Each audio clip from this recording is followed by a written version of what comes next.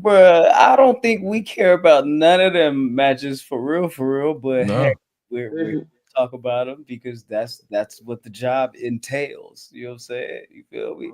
that's what we do. Word to Mark Henry. What we do. Or no, I don't got the Triple H clip. You feel me to play? You feel me? What we do. What we do. What we do. Another thing he been saying lately, like, yo, just sit back and enjoy the ride. Can't say that now. That's what him, The Rock, and Undertaker be saying. Just sit back and enjoy the ride that The Rock is taking you on. Okay, bro. Really? I got you. You got it. No thanks. No, thank you. Not really. Not like convincing at all. Not convincing at all. It sounds like a threat. No, thank you. Yeah. What you gonna do, brother? Nothing. Actually, you know what I'm gonna do? Me personally, I'm gonna hit this button right here. I told that little bitch, don't you cross the line. She know that she ain't got no kid, but she gon' swallow mine. Keep one up top, I shoot my shot just like it's Columbine. If I say put it on the floor, then that's the bottom line. Yeah, I told that little bitch, don't you cross the line. She know that she ain't got no kid, but she gon' swallow mine. Keep one up top, I shoot my shot just like it's Columbine. If I say put it on the floor, then that's the bottom line. And I'm the number one contender in this bitch, still up in this bitch, trying to stretch the difference. I'm always on some different shit. Ideos Mio Del Rio flow, I'm just switching whips. If everybody got a price, nigga, then you should get a grip. 415s in the trunk, I make it slump, nigga. If I'm not the best in the world, I see him punk, niggas. To be the best, you gotta beat the best. Just what come with it, lie, cheat, and steal for real, just like when Trump did it. I told that little bitch, don't you cross the line. She know that she ain't got no kid, but she gon' swallow mine. Keep one up top, I shoot my shot just like it's Columbine. If I say put it on the floor, then that's the bottom line. Yeah.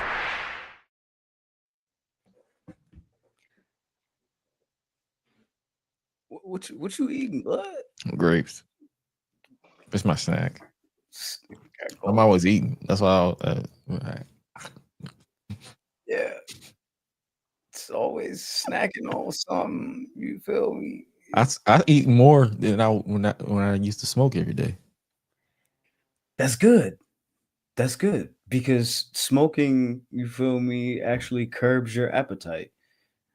Oh, I didn't get the memo. I was eating a lot then. Well, that's the thing because it's like it's the way you eat. You know what I'm saying? I feel like you get into that habit of, no, I can't eat until I smoke or blah, blah, blah, blah, blah. You feel me? It's like that weird shit like that. You know what I'm saying? So it's like it you got to wake and bake and then you eat. You know what I'm saying? Like the life shouldn't be like that. No. No. Let's get into it, man. Ladies and gentlemen, people without jobs, middle class, upper class, high class, all that. Cats, snakes, chickens, ducks, elderly people, and twerkers. We present to you another episode of the Public Enemies podcast. I go by the name, oh my God, Graham. This is episode 376 of the best thing since wrestling. Ben is here. How you doing, Ben? What's going on? How you feeling? I'm great. I'm wonderful. I feel about as good as Jordan Davis blocking the field goal, running back to return it. That's how I feel. I've been on a high all week. Yeah, I'm not coming down. I have not been on a high. We got our first loss served right the fuck up to us by the Browns. It was not a fun occasion, actually, for me. But it was a defensive affair. So salute to both teams' defenses, low scoring, but I just wasn't happy with what our offense put out on the field. However, we have a chance for redemption this upcoming Sunday against the Cowboys. I'm gonna be the dog shit out of them, boy. For Micah Parsons, I'm debating taking the night off so I can make sure that I can watch that game uninterrupted. Never mind what I want to do with my life. Gresh, what the fuck is up? What's going on with you? Anything new? How's you've had this whole week of work. You haven't had an off day yet. Talk to me about life. Finally, I'm off tomorrow. Thank God. I can clap for myself. Pat on the back. I've been working nonstop, going crazy. Became important at work against my will because I'm good at what I do. But It is what it is. But nah, man. You saying you're gonna take the day off? I'm gonna join to make up because I know on Monday I'm gonna be pissed off because they're gonna lose again. It's the battle of the losers on Monday. But I digress. I'm gonna be here holding it down, doing our thing. But yeah, I'm good though. Like I'm going to go see, like I was telling Ben before we get on air, I'm going to go see Demon Slayer tomorrow. Finally got my ticket so I can go check that out. I've surprisingly avoided spoilers. I'm surprised people haven't been spoiling it, but then again, I'm not really involved in the anime community like that. I watch it, but I don't involve myself in that because I thought wrestling fans were weird. Mm-hmm. Anime fans. Whoo! Good luck to them. Bro, that's why when people be like, "Oh, wrestling fans are the worst fans, like of all media," I'm like, it's Star Wars fans, it's anime fans, and NBA fans. Those are the top three villains in anything. If y'all think y'all out here just like chilling or whatever, an NBA fan will mess up your entire day. They will alter the way you think about life. Like nah, bro. Like y'all not even hitting the tip of the iceberg. Like yo, yeah, anime fans definitely up there. Yeah, that sounds like I'm good on that. But yeah. We're Gucci. Oh my mama. Well, let's go ahead and introduce the new Public Enemy #1, your forever champ, Jizzle. CJ, welcome to the broadcast. How you feeling? Yeah. Hear ye. Oh God. See, I was hoping you were gonna say something, Ben. First declaration of my championship reign. Everybody named Ben, who was named Ben, or has a middle name Ben, or knows somebody named Ben, will address me as El Jefe, the Tormentor. Okay? El Jefe, the Tormentor, is here. I did conquer the predictions this week. Shout out to Graham, you know what I'm saying, for your Rey Mysterio run. You know what I mean? Like, yeah, man. I will ask y'all how y'all doing, but I guess y'all got that between yourselves, and that's my favorite part because I don't have to ask. I'm the champ, all right? I am wonderful, if you were asking. I know you wasn't asking, but I'm going to tell you. That's what El Jefe is going to do, okay? Graham, Gresh, you guys are normal. But Ben, you must refer to me as sir.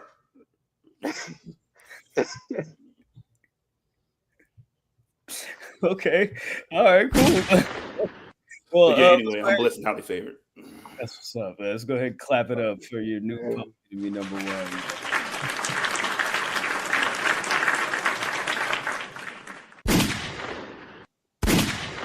Dear God. Oh, man. You know who held that championship that you got there right there on your shoulder, Jizzle? You know who held that championship? A gentleman by the name of Randy Macho Man Savage. And it seems as if, according to news reports here, there's a biopic in the works. Surprisingly, by one Kenan Thompson and his production company, Artists for Artists. Again, they're working on a Randy Macho Man Savage biopic. The recent boom of wrestling biopic films and things of that nature, I feel like something like this was, bound to be in the pipeline, be in the works. This was reported by Deadline earlier this week. Ben, any thoughts on the idea behind this movie? Do we have anybody that we could picture that could play Macho Man at all? That was the weird thing. Like when they brought it up, I was like, this is not on my list of like for actors to play. Like I've had when they talked about doing like an Eddie Guerrero one or whatever, I was like, okay, I have some ideas who could play Eddie. Same thing with like some other wrestlers. Like they even like brought up a Chris Benoit one. I'm like, there are wrestlers who could. There are people who probably play Chris Benoit, but Macho Man is not really anybody that I have really in mind. Like somebody probably have to like transform themselves into someone that looks like him. I've seen people say like, "Oh, let Elias do it." I'm like, we don't know if that nigga can act. Like y'all gotta stop that. Like I've seen, like I remember when they were talking about, "Oh, we gonna do the X-Men movies." Everybody was like, "Well, Jade Cargill she can play Storm." I'm like, bro, like you know, we fans of Jade Cargill, but I'm like, I'm not putting her in that spotlight right now to get ridiculed. Like y'all need to chill on that. But yeah, I'm down with it. I'm cool with it. But I don't know who would play him. You know who I probably can see like transform if they want to. You remember the guy who played one of the Von Erichs in that movie? I forgot it. He's on the Bear. Iron Claw? Yeah, the bear nigga. Yeah. Jeremy Allen White or whatever. Yeah, I can see him like if he's dedicated to it, he can transform because he can act. Because he killed it in that movie. No pun intended. To never mind. But but yeah, he can actually act in like from the clips that I've seen. So I wouldn't be like he could be somebody that I can see transform because he said he enjoyed the making that film. So I'm like, I mean, let's see you act because all you gotta do is just get somebody who has long hair who can pull off a fake tan. Jonathan Majors. That's hilarious. All right, nigga, next subject, man. What's next one? I was more surprised to see Kenan Thompson being the one that was like spearheading the project. Like That was my question. Why do you hate that nigga? I mean, that's neither here nor there.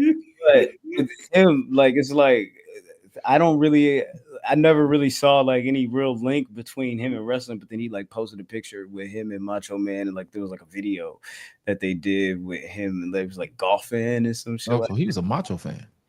I guess so. So that's interesting. Also, his Artist for Artist company helped produce Good Burger 2. They did the Olympic highlights with Kevin Hart, the show that they did last year, the recap show on Peacock after the Olympics, which is I think that was like Emmy nominated. And then also they did a Netflix special Christmas show with Sabrina Carpenter. So he's got his hands in a couple of different projects. So this was pretty surprising to see. But salute to Kenan, salute to Macho Man, and rest in peace. You know what I'm saying? Of course, you know, I think this would be a dope project if they find the right people, you know what I'm saying, to get involved with it. I hate this nigga because he just seems to me like, I don't know how to say this, a black person who enjoys white spaces. Okay, I was about to say the white wife. That was one of my questions. I was like, is it I didn't say that. You said that.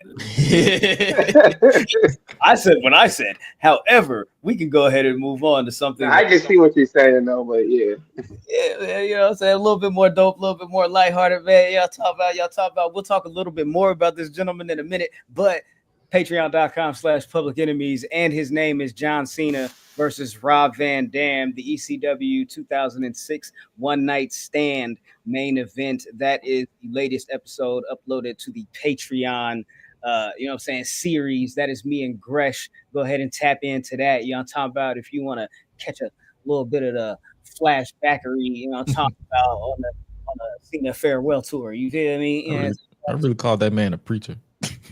Yeah, I think he was just a regular nigga that was just there. You feel me? I ain't gonna hold you, but going to a wrestling event in a full suit, it's crazy. He might have been security too. Keep it a bean. Yeah, I don't know who's at the time. You never know. Niggas is different. You know what I'm saying? If I see you wearing a whole 2-piece, 3-piece suit at a wrestling event, I'm calling security. He has a gun, sir. Please get him away from me. Well, you know what? There might be some people in a 3-piece, you know what I'm saying, type, you know what I'm saying, formal attire at TNA Bound for Glory, because we just got a word over this past week that not only will Mickie James be inducted into the TNA Hall of Fame this year, but in addition to that, TNA also announced that they will be inducting the beautiful people into the Hall of Fame as well. So salute to Angelina Love, Velvet Sky, and Mickie James on their Hall of Fame inductions. Did it just be the two of them, or because it was like 20 people in the beautiful view? Bro, don't do that, because I don't know who was in the group. You gonna ask me to continue my true feelings about what's going on other than Mickie James? I was just delivering the news. I'll be real with you. I only know them two. I only remember them two in the group. But No, shout out to sir. TNA. You see how easy it is to put more than one woman in the Hall of Fame at one time? What a concept! What a novel idea! Man, that's why they're number two, man. That's why they're number two wrestling company in the world. Oh my God! Do you wanna go over that part or no? Not time. You don't care about it? Yeah. They got a long way to go before they even be number 3, but I digress. Nigga said, Sierra, you got a long way to go. Fuck out of here, Santino. Wishful Say thinking, his my nigga. name like that, bro. Nigga say his name like it's an insult. Santino. Santino. Number 2. That's me. This nigga was. I think we could be number 2. I think we could be the silver medal, nigga. That's not the leader that I want. We want a leader like El Jefe, the Tormentor. All right. That's always gonna think that we're the greatest of all time. As far as China, they still doing that loophole. They're like, technically, she's in the Hall of Fame, a part of DX. They didn't have a cardboard cutout of her or nothing, man. These were dead niggas be getting shot. They put them in the funeral and shit. You couldn't even bring a cardboard cutout of her. That niggas is janky, man. She ain't no Hall of Fame. Nigga, give her own shit. Like Cardblade? Yeah. They could have pulled a Survivor Series 2020 and gave her a hologram, like they did Paul Bearer. Man. But that's, I mean, yeah, they are definitely a long way from being number 2. I mean, you should just be comfortable with being number 3. Like, that's okay. There's nothing wrong with the bronze medal. You feel me? Like, be happy with that because that's the most you're getting. You know what I'm saying? Sometimes you got to pull up on somebody. You got to put your arm around the shoulder. You say, "Hey, comparison is the thief of joy," and just leave it at that. Yo, don't shoot for the stars. Just shoot for the roof first. You know what I'm saying? Actually, shoot for the door, and then if you get the door, then you know what I'm saying. Sky's the limit. Man, I don't know. Well, I'm wondering if you're thinking about the sky's the limit, and you know what I'm saying, maybe they are shooting for the stars. You know what I'm saying? They got, you know, the induction of Mickie and the beautiful people. AJ was just there at Slammiversary. Maybe there's a possibility AJ comes back around for Bound for Glory and has another appearance with TNA. As we do know right now, AJ Styles is slated to face off against John Cena at Crown Jewel, Perth. This announcement came out of nowhere this week and just kind of took the whole John Cena farewell tour at this point in a different turn. I'm a little bit surprised by this, to be honest with you. I want to ask you guys, CJ, what is your first initial reaction when you saw that this match was getting announced, or when this match was announced, rather? I was I wanted it to happen, so I was excited that it happened and shit. But you can kind of see the rumblings about to happen because he was like, "Hey guys, I'm not the one that makes the rules, but you should talk to Triple H, and then maybe he could do it." And then AJ was like, "Yeah, man, let's do it." And then it was like right after that, so that seemed kind of planned. So it kind of took the steam out of it. But just to, in fact, like, it's good to make your fans feel like they had something to do, especially after they did the whole R2 thing. They fumbled that shit and bringing him back. So like, it's good to see them niggas listen to the fans for once or twice or 3 times the lady. And yeah, man, I don't mind it. You know what I'm saying? Crown Jewel is a good place to have it. You know what I mean? When they first said Crown Jewel, I was like, they taking this nigga to Saudi too. I said, oh, wait. That's in Perth. Never mind. Yeah, it's in Australia. Yeah, that's why I just said, okay, cool. So yeah, man, that was, hey, man, nothing like where you could do the job for the nigga that's supposed to be doing his job, but sometimes you got to do it for him, you know? And then make it like it was his idea. Right. Gresh, why is WWE booking AJ Styles versus John Cena at Crown Jewel? Because they only got John Cena for that show, and it was like, hey, we don't have time to build to the match that we want, so might as well get this out the way. Because once the AJ Styles match happened, we're down to 4 appearances until the retirement match. Mm-hmm. So hey, let's just do it. Do it right here, right now. And I feel like they probably have some other opponents they want to get out the way during the last few, and then they're done. Well, he's got 5 appearances left. This would count. Of course, as you said, you'll be 4 after this, right? If you see some other opponents. Another question for you to follow up. Does this have anything to do with the reaction to the Brock Lesnar match? And if that is the case, and we're talking about different opponents when it comes along the way to him finally retiring, is Brock Lesnar going to be another one of John Cena's opponents? Does he attempt to get that win back? Or is that just kind of what it is? I have a feeling in my stomach that he's going to be the final opponent. I wouldn't be surprised, like, because no way that squash match was like that without a follow up. There's no way, because it's like it's going to come back. He's going to look back at that blemish and be like, "Yo, I gotta get my win back." Hold on one second. Is he scheduled for Survivor Series? No, I don't think so. They are both on the Survivor Series poster. Excuse me, my bad. Brock Lesnar is not on the Survivor Series poster. John Cena is. So it seems as if he may be. Survivor Series.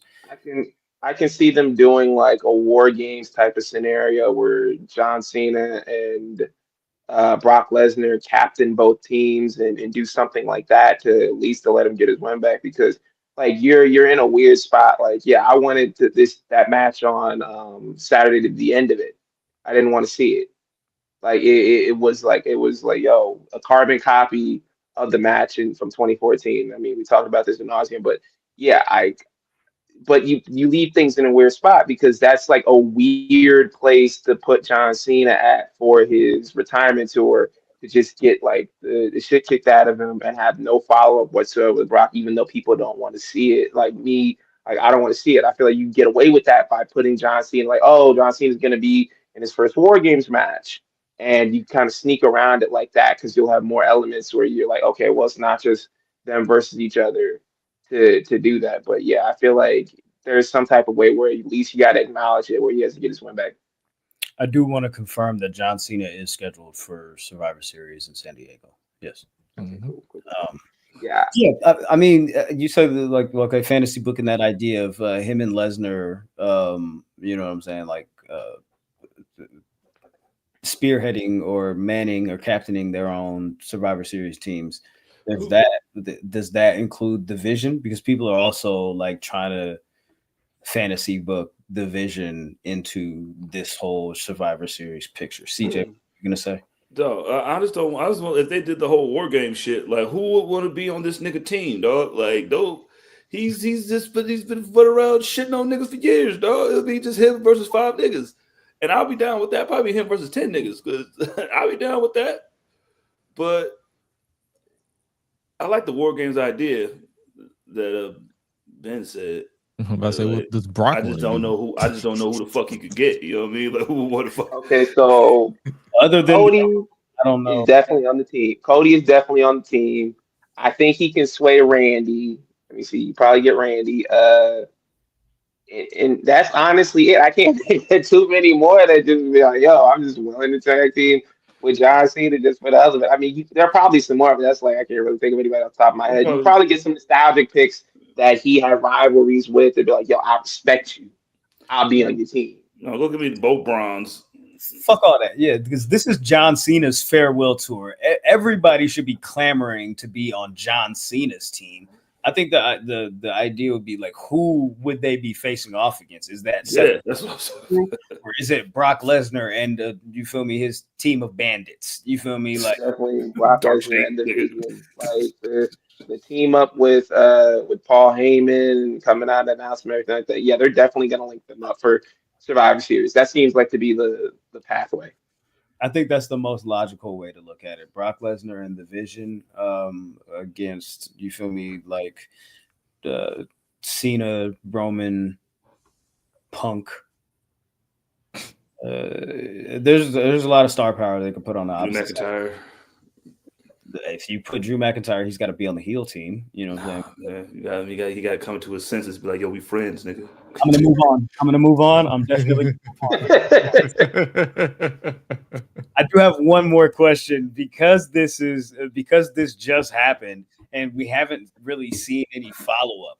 This John Cena and AJ Styles match that's happening at Crown Jewel. Do they loop that in somehow with that whole weird AJ Styles "somebody doesn't want me here" thing that he did on Raw a couple weeks ago? Ben, I hope not.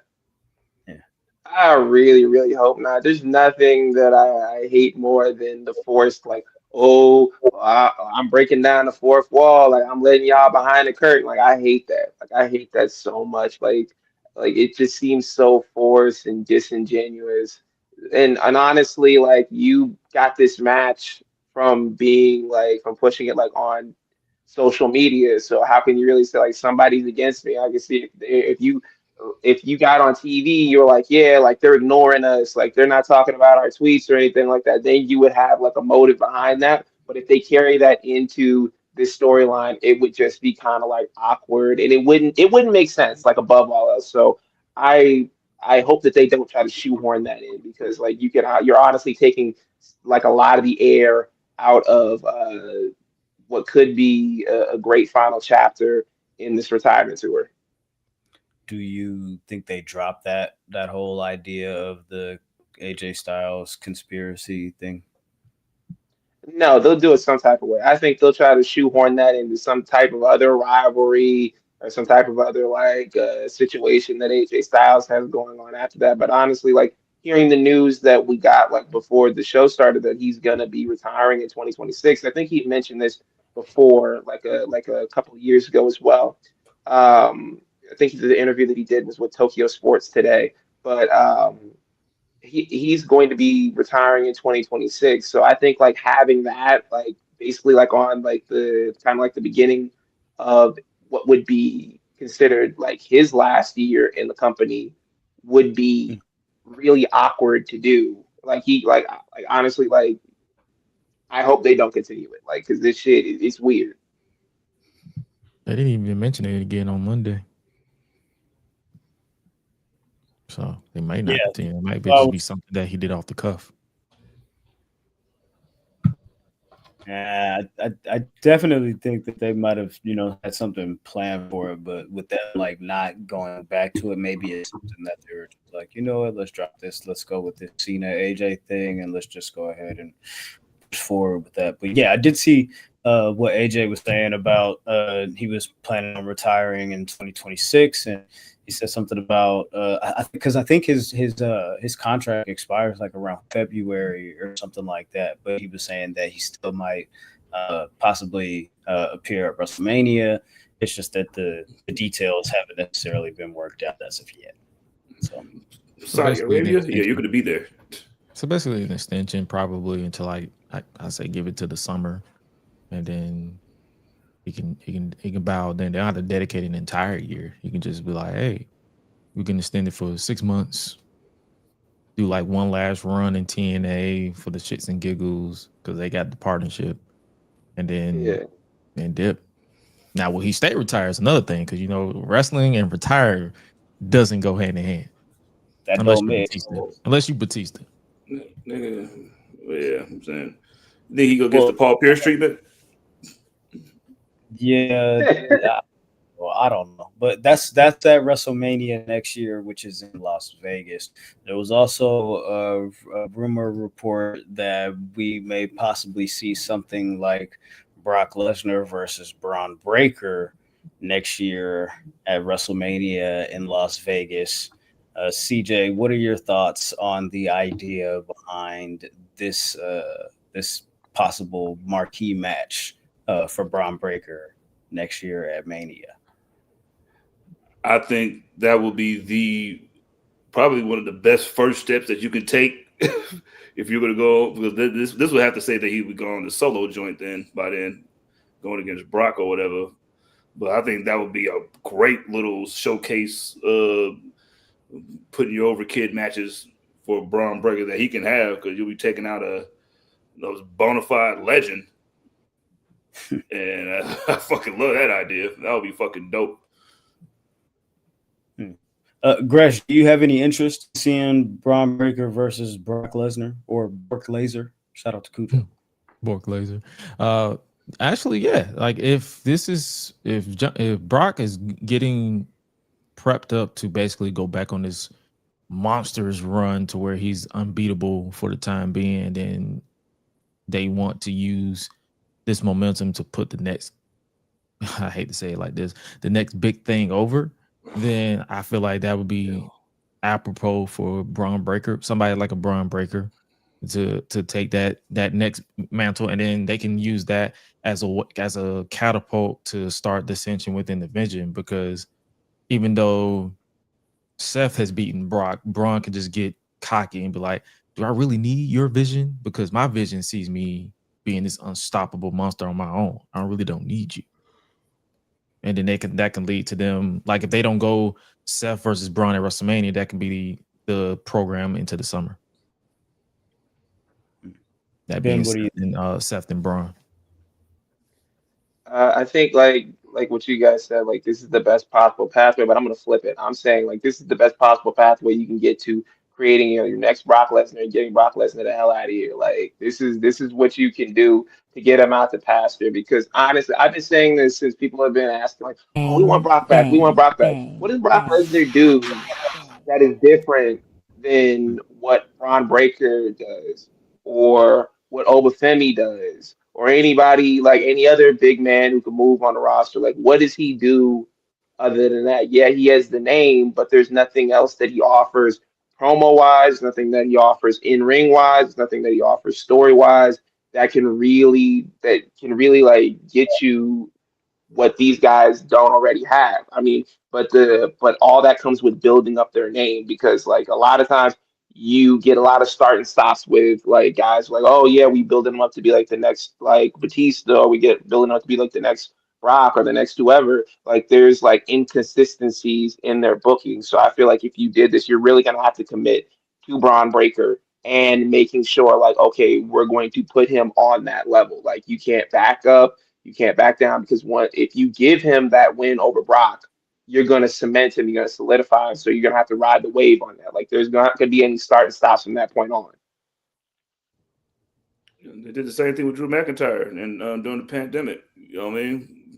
Like when he threw up, when he eliminated that nigga in the Royal Rumble, it was like ha, and then beat his ass real quick. Like he's gonna have to kill him. Like, and then if he wins, which he should, like he has to dominate him.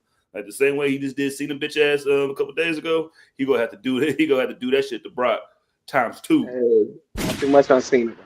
Chill. My bad, babe. My bad. So.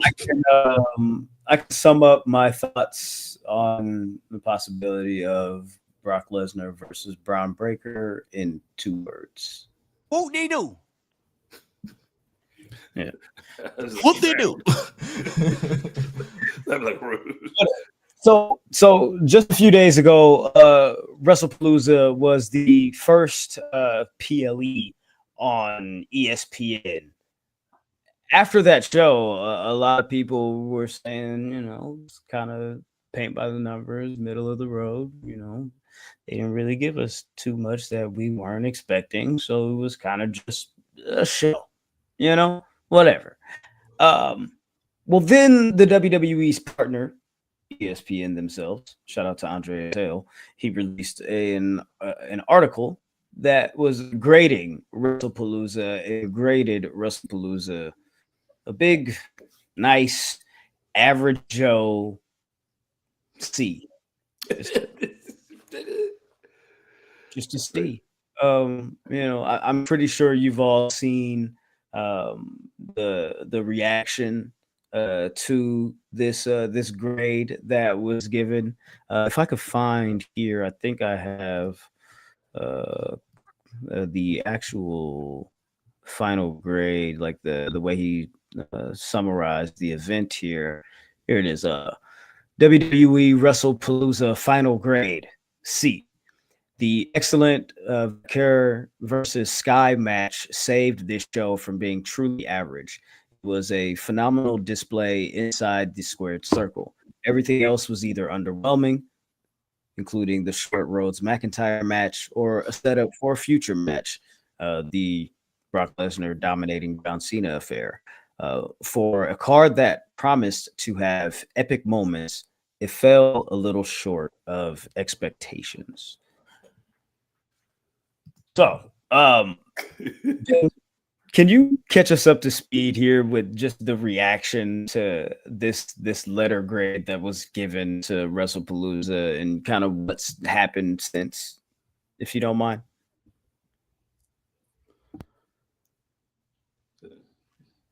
I'm gonna be real with you. Like a C, very nice. That is very, very complimentary, very, very just because this show was not it. It wasn't it. There were a lot of things that were wrong. A lot of moments felt very clunky. Like the Andreas Hale was definitely 100% right. Stephanie Valkyria versus Iyo Sky saved the show, or else it would have been bad because like reading the reports of things like that they changed last minute, like apparently like John Cena was supposed to get the victory on Brock. I think they said that from reports they're saying that John Cena didn't want to get the win, that he wanted Brock to get the win because Brock is going to be around longer than him. If that's the case, okay, I kind of get it, but some of the other things like they wanted I think the reports were saying that Cody was pushing for Drew McIntyre to beat him and win the title so Cody could begin like the chase again.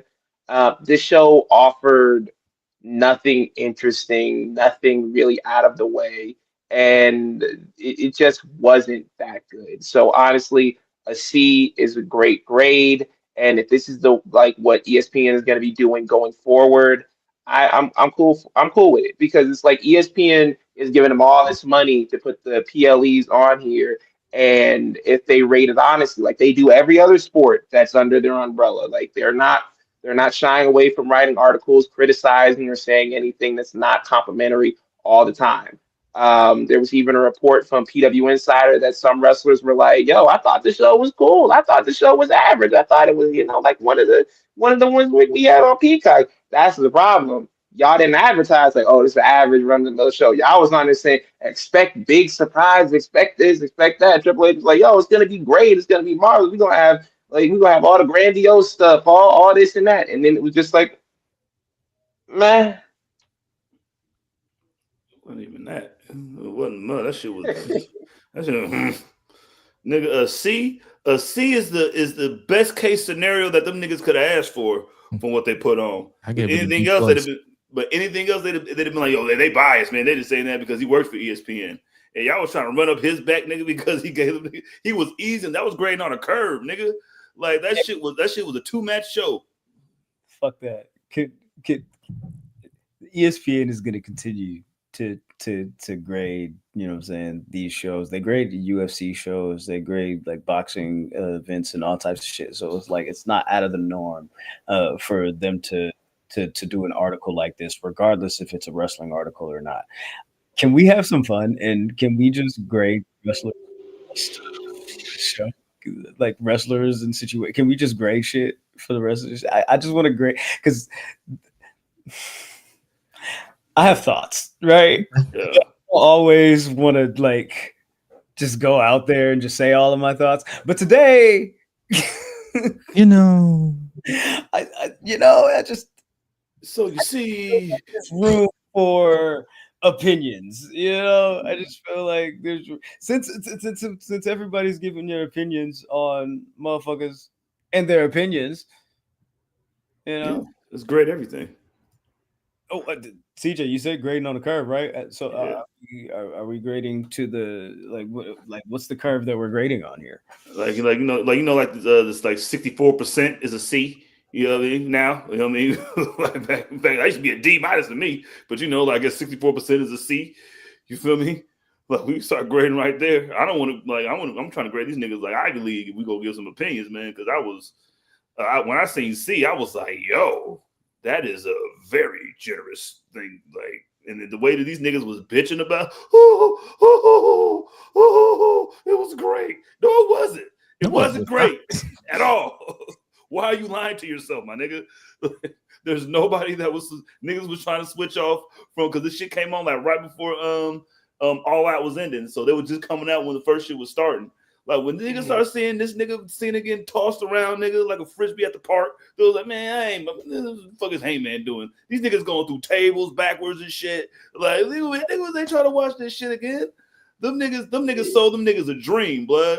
The ESPN, yeah, you lucky Stephen A. Smith didn't write the article, nigga. You probably would have called everybody all kind of stuff. John Cena, man, I just don't understand it. I just don't get it, man. I love him, great guy, very, very decorated. Like, man, you niggas is lucky, man. You lucky it was a real wrestling fan that wrote that shit, and it was giving him a pass because it was your first time on ESPN. So your first show on a big network like that, you know what I mean? You would get a little leeway, you know what I'm saying? But it was if this was a regular ass shit that was on Peacock, like you niggas would have been rubbing. Come on, man. You gotta have to rub y'all niggas' nose in it because they pissed on the ground so bad, man. That shit was horrible. All right, cool. Yeah, or in the words of Kenny Omega, doing tricks on it for that TKO care package. Let's give this a shot. Let's give this a shot. CJ, grade your not your thoughts or whatever. Grade the Kabuki Warriors turning on Iyo Sky this past Monday on Raw. I mean, let's see. According to him saying for the moment, and I'm gonna give it a B. You know what I mean? I'm gonna give it a B. Okay. Give it a B. You know what I'm saying? Grading all the curb. I'm gonna give it a B because we kind of seen it coming. But even though that we seen it coming, it still didn't take away the factor. You know what I'm saying? And Iyo Iyo gets an A for her part in it. You know what I'm saying? This is a group project. I'm saying she gets the A of it.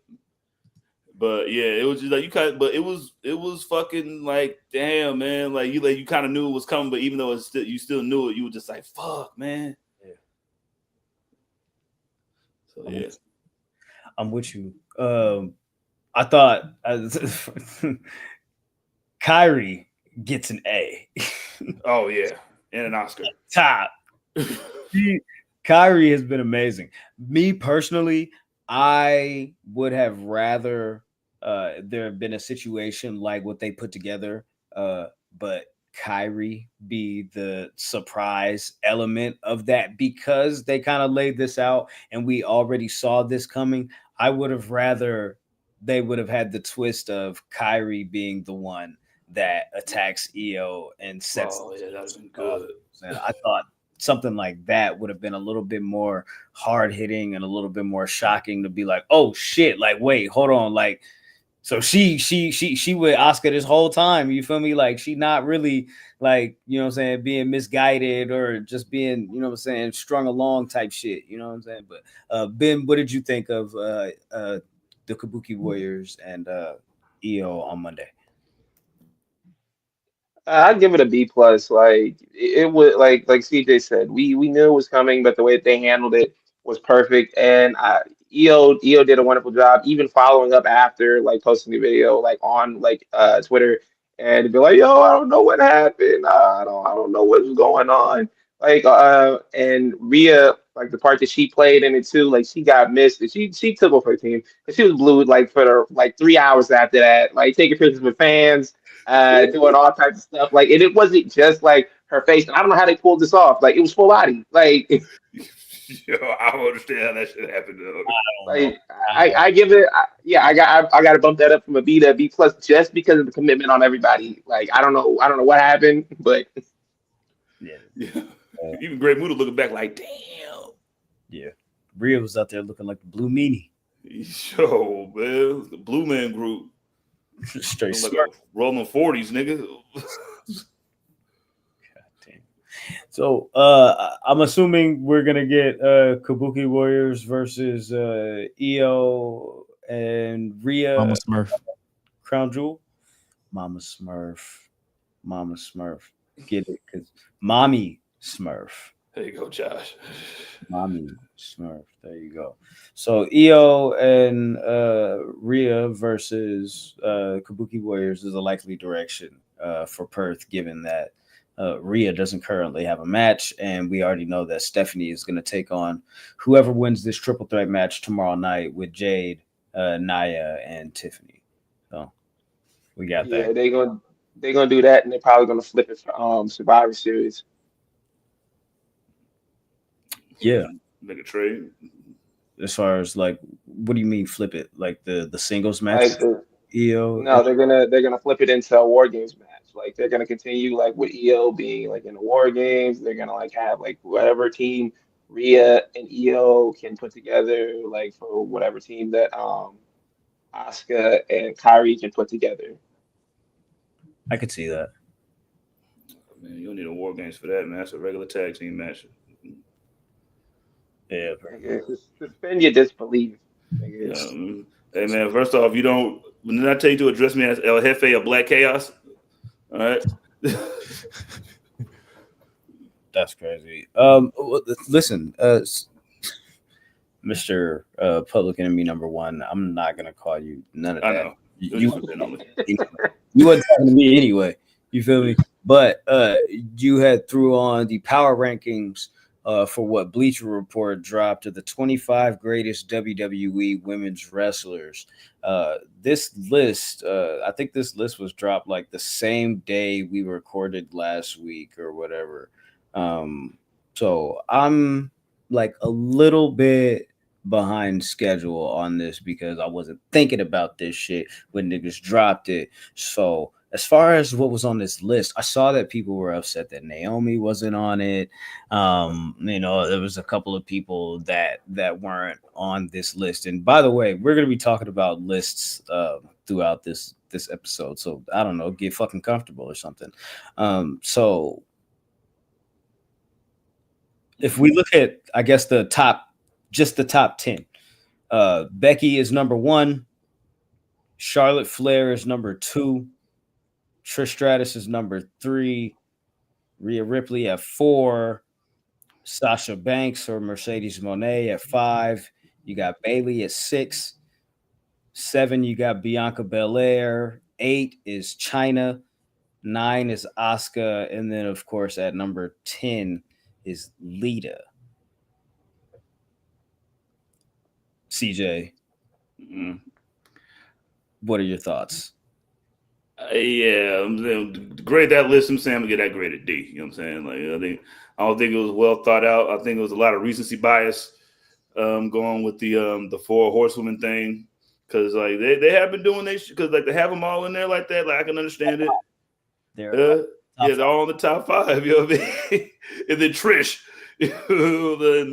So like I love seeing Bianca in the top 10. Like especially for she hasn't been doing it that long. And like I agree with that because she can only all she can do is rise.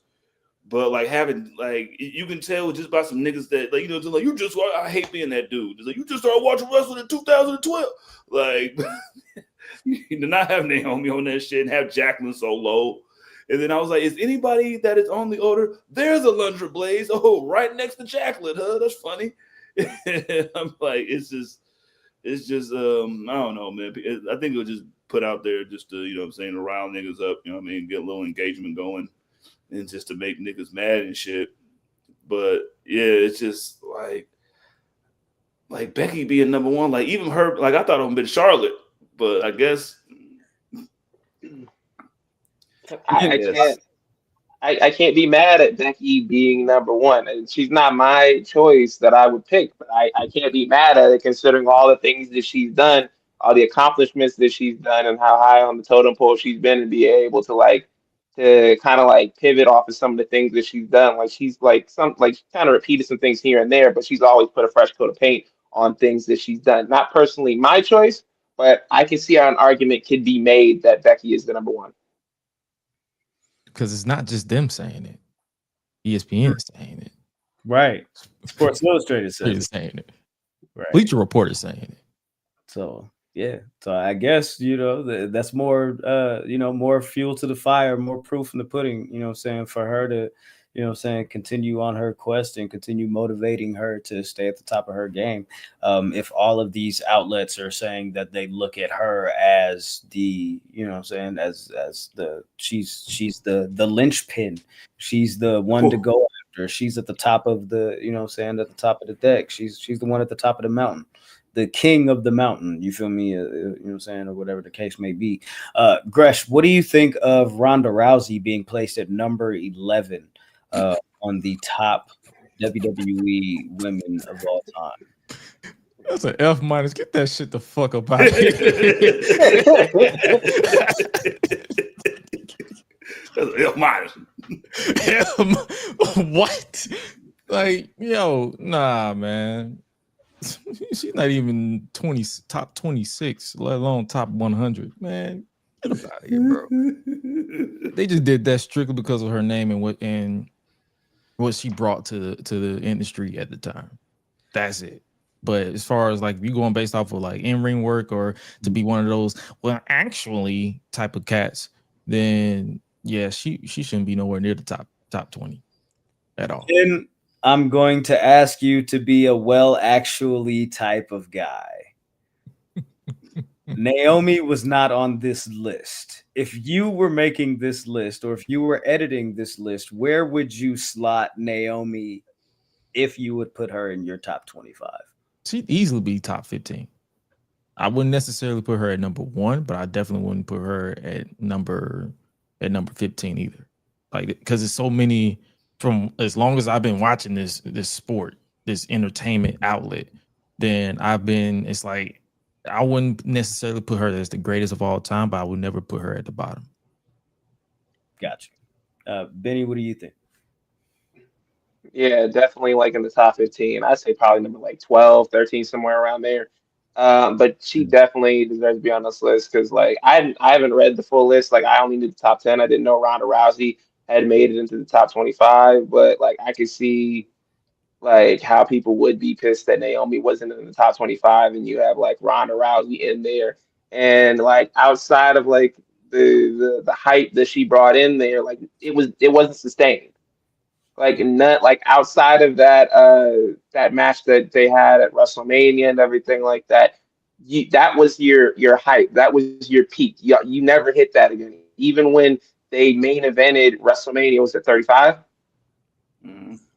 Yep. You never hit that boiling point ever again, and it was only like a downward slope. She started getting angry at the fans, and it just went downhill. And then they tried to let's run it back again the second time, as if people forgot what happened in the initial run and everything was cool after that. Like I just think like it's just, I think we look at a lot of stuff through like rose tint glasses, where we look back and we remember like certain things, and that's what I feel like that like entry on the list is. Like it wasn't good. Like yeah. I'm looking at our 11 through 15 right here. And if we're taking Naomi into consideration, you got, if I go from 11 to 15, you got Ronda Rousey, you got Paige, you got Iyo Sky, you got the Bella Twins, you got Beth Phoenix. I think in totality, Naomi ranks higher than all of them at present moment. Yeah. Yo is gonna give her a fucking run for her money when she's done. Yeah. Yo, she's pushing, man. She's pushing. This She's year gonna alone, be top 10.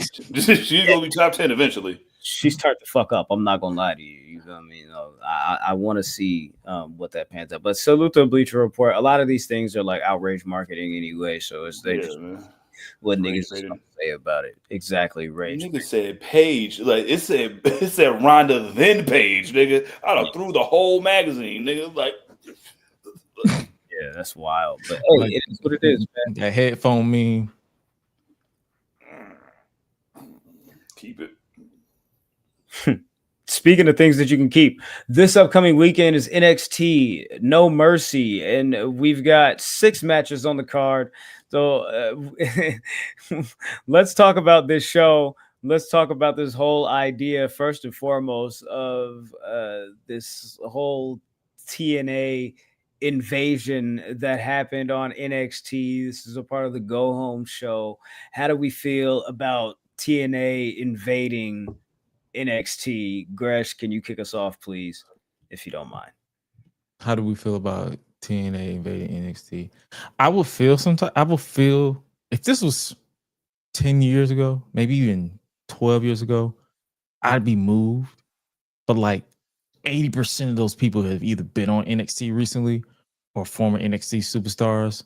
So it doesn't even look like an invasion. It looked like, hey, this is development invading development.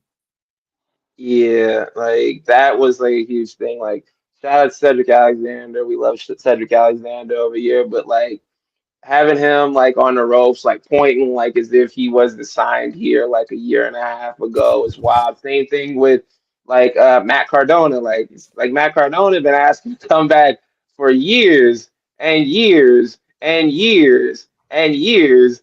And to see him like in the middle, like front and center, like it's crazy because it's like, bro, like you've been wanting to get back here. You're not fooling me. You know, it's kind of anticlimactic too. With fucking Trick Williams is walking in, and then you just see Muth in the back, like, Yeah, that was it too. Like they could have pulled that off, but having everybody in the crowd and doing all that, I think it would have came off a lot better if you would have had them like storm the ring like during the match or something like that. But when you see like, oh, look who's in the crowd, look who's in the crowd, it just takes some of like the shine off of it. Like It felt like they were stalling. Like it literally felt like they were stalling into that segment here because he's like, "Oh, Moose is here. Oh, Fandango was here, or Dango, or whatever. Fuck about Moose being there. This Dango, guy is nigga. here. Oh, whoa. Oh, Steve Macklin is here. Okay. Oh, random dude who took out Sammy Callahan is here. Random dude who is dating Steph DeLander is here. Like, okay. Congratulations. Want a cookie? Well, he deserves a cookie. I think he did it. Where's Mike? Why is Frankie Kazarian here? Only real TNA dude, like TNA, like real coach, TNA dude is there, bro. Like nigga, I'm really TNA. I think it said it looked like a youth pastor, nigga. Like the coolest youth pastor. Let you eat peace after. This nigga Kazarian, do you? What is this nigga making? I was so mad. I don't know if anybody watches the Righteous Gemstones, but whatever the son's name is on that show, I don't fucking remember. I think his real name is fucking Adam. The nigga was on AEW recently, but he looked like that nigga because you bringing up youth pastors, and I'm fucking dying right now. So thank you for that. I appreciate it. Yeah. I don't. If anybody should be the leader of that, it should have been Mike Santana. He should have been the one right in the middle of it, whooping everybody. I think they tried. If they'd have pulled it off, like remember when NXT came and beat up everybody before Survivor Series that year, and they were just whooping niggas backstage like off rip from the whole show. They should have did it like that. Nigga, waiting for them to have a full on brawl where you niggas is outnumbered is not a smart war tactic. So I don't know who. See Kazarian. See that's what happened when Kazarian's your leader. Santana would have never did that shit. I'm Ricky Saints in this situation. I'm minding my business. That nigga walk through the fire. He's like the Colin Kaepernick commercials. Well, you could tell everybody right to the fucking belt, nigga. I'm the man. I'm the man. I'm the man. He like, y'all got that. I'm coming for Ain't that. got nothing to do with me. Excuse me, Iconics. There's a belt right here I need. The inspiration. Oh, excuse me. Yeah, the iconic inspiration. Boom. I like that. You feel me? Okay, cool. You know what I'm talking about? I'm with it. I'm with it. Let's go ahead and move the conversation forward. The Big App. What is your excitement level for NXT No Mercy?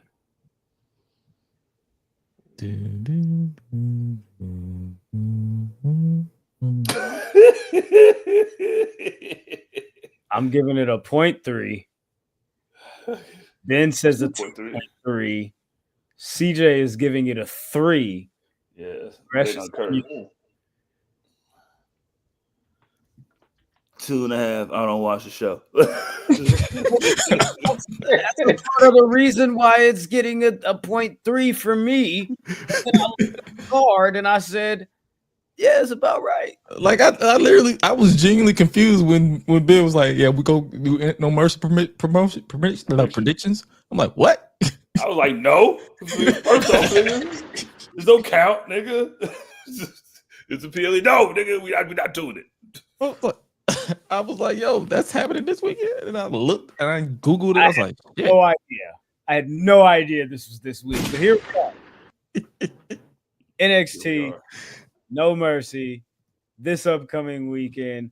For some reason, WWE doesn't want to upload the match graphic for Josh Briggs and for Javon Evans. Yeah, so here we are. I'm gonna play this, and on the other side, we'll do predictions.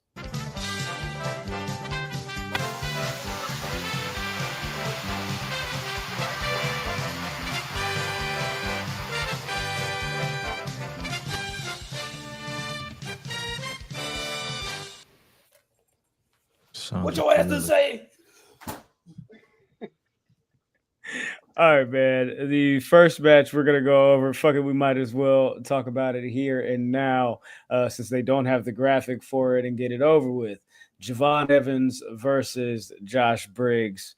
Who y'all got? Who we going with? Chat, feel free to chime in. Let us know your thoughts and your predictions on this show as well.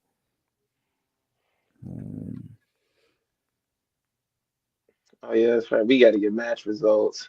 My bad. I will never pick Josh Briggs by pinfall.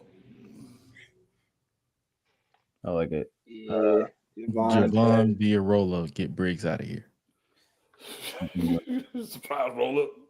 Young OG via pinfall. But you know they're gonna tell that David versus Goliath type booking. Yeah, type thing. I think they already had this match on NXT a couple of weeks ago, right? Yeah. Mm-hmm. They had the match and Javon Evans lost. So like they're gonna run it back. Javon's gonna get his win back. And I'm hoping that they set him up to actually like go on like a run where he actually like gets the championship. Because it feels like that's always been the thing. It's like, yeah, we're gonna put you right up there. And I have no problem with the way that he's being booked in NXT currently, as opposed to what would happen if he got on the main roster. So I just have faith. I keep my faith in Shawn Michaels right now for the booking of Javon Evans. But like, yeah, you got to get a title on him. He's too good, like, not to be representing some part of your show, like in a way. Mm. Okay, I'm with you. He's your future for sure. Big action. Speaking of getting a title on somebody, the next match on the card is for the women's championship. JC Jane defends against Lola Vice. CJ, give us your pick first. I know you're excited about something in this match. Oh yeah, whatever that might be. Yeah, man, it's the wrong thing too. Man, I gotta go JC Jane, man. I don't think they believe in Lola Vice like that, yo. I gotta buy roll up. We'll roll up. I don't think like I think they're doing a little too much of just especially with the way they wrote off Shorty. You feel me? Like I think JC Jane gonna have something up her sleeve to have like a new member in there. You know what I mean? So I think that she's gonna win by pin. I'm with you. Hate to see it, man. Shout out to the chat. Josh says JC by shenanigans. Andy said Valerie Loretta, yeah. I forgot that was her real name. Yeah, she was in Bellator doing nothing. But shaking ass. Beating bitches up and shaking ass afterwards. Like, damn. Khalil is going with Lola as well. I am going to go with JC Jane to retain. Hey, if Lola does win, maybe she'll bring in her sister to combat the other two girls. You feel me? Even the odds. You know what I'm talking about? What's her name? Natalie or Natalia or something like that? Perhaps. Maybe. She look like her? I don't care what her name is. Yes, she does look like her. Oh, and her name is Winter. Exactly. Yeah. So whatever, you know what I'm saying? Whatever is whatever. Whatever is whatever. You know? Bring that ass here, girl. Hey man, say man. The North American Championship is on the line. Let's get that up out of here because it's some ass. But hey, let's check it out, man. Ethan Page, the greatest North American, defends against Tavion Heights. And I feel like a part of me is going to regret not caring about NXT at a time where Tavion Heights is developing, because I might be missing out on some really good stuff with this kid. But I mean, once you Yeah, get rid of the flag shit, he's actually been cooking. yeah, he is. He's really good in the ring. He's really solid in the ring. He just needs a little bit more development for character wise. But everything else, like he is really, really solid. The real star like of NXT right now is Ethan Page. Like Ethan Page is like he is firing on all cylinders when it comes to anything that's related to NXT. Like he has like a lot of like he has a lot of leeway. Like we were talking about like a few weeks ago about the possibility of bringing him up to SmackDown and even keeping the title on him there. Like that's how good that he is. That's what he like. He's down there. He's really cooking. All ego by Canadian thievery. I mean, or Penn. I think he's gonna fucking. Yeah, Tavion has been putting his little, I'm saying, making a little name for himself. I fuck with Tavion, but I don't know, man. He just seems like a lot of just like random good guy on NXT number 7 to me. Yeah. with Ethan Page to retain the championship. Let's say ego death. That's ego death by pinfall. Yes, yes, indeed. I'm definitely going with Ethan Page there. So yeah, I don't know what's the next match we should look at here. Oh, hey, a weaponized steel cage match. This is Blake Monroe and Jordan Grace. The rematch. This rivalry continues. I don't know if this is the blow off or if they will have another match after this. What do you think about the rivalry so far? And how do you think that this closes out, Ben?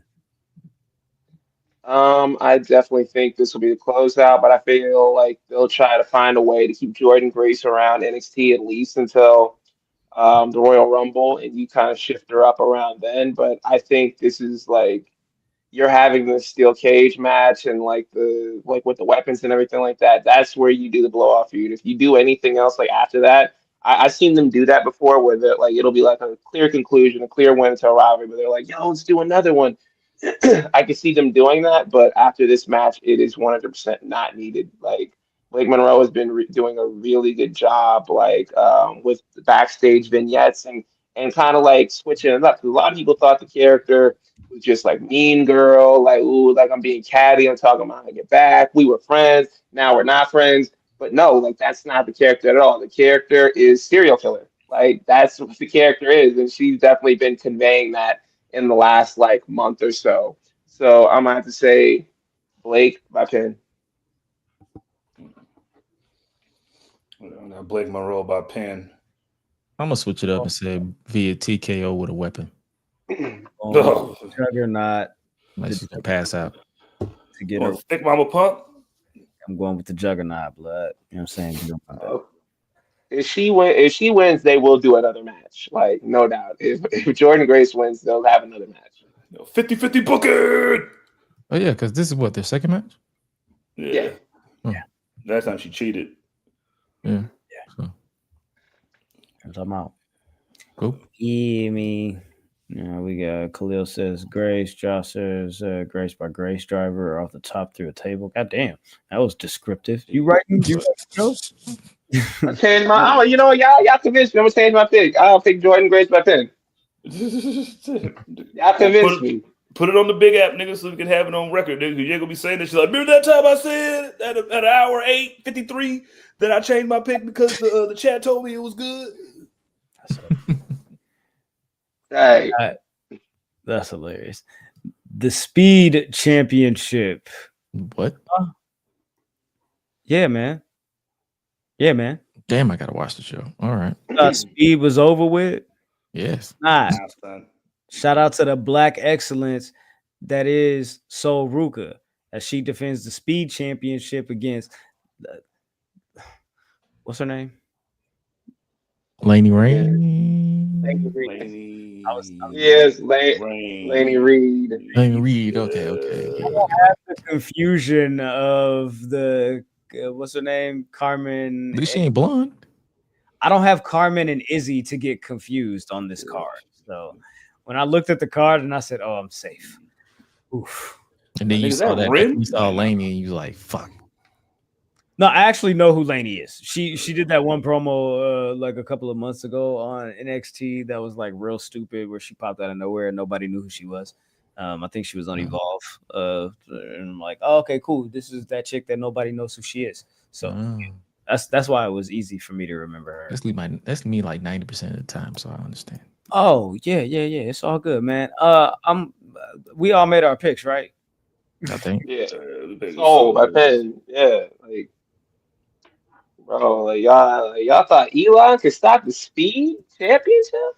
So via soul snatching pin. So, cause best Who's the men's speed champion? Who's the men's speed champion? Nobody knows. Nobody knows it, but Andrade. That was my guess. I remember that nigga don't work here no more.